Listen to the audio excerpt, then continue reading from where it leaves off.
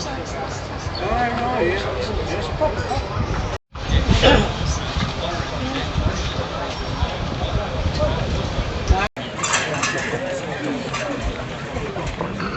then, for everybody that's enjoyed the sound of the big bangers, the 4-strokes, which I really enjoy, I'm also personally a bit of a 2-stroke enthusiast, so I'm really happy to look forward to this smoky, smelly, noisy 2-stroke being fired up, because they're equally enjoyable and impressive.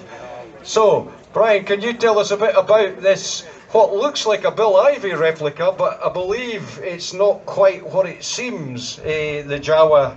It's badged a Jawa, but there's a bit more to it than that, so can you tell us a little bit about it? Yes, it is a replica of Bill Ivy's bike from 1969. The frame has been copied from one of the works bikes that's in a museum in Czechoslovakia. The hubs are correct magnesium cast hubs and everything. Aluminium fairing, aluminium tanks, exactly as the works, but the engine, unfortunately, happens to be a Yamaha RD500 4-cylinder. Ah, right, so there's the rub. It's got a Japanese engine. Well, yes, obviously, I think some of the Czechoslovakians have produced some reproduction engines, but obviously the cost is very expensive. And the Yamaha will obviously give you a bit more sort of reliability, shall we say, that it won't seize up, because the original Jawa engines, while they were very, very fast in the day, with 80 odd brake horsepower, they were very fragile due to the lack of metallurgy knowledge and everything, and they had a lot of problems with crank seals and everything. And can we assume that, given that it's got expansion pipes that are modelled on the Jawa, that it's going to sound not unlike the original Jawa?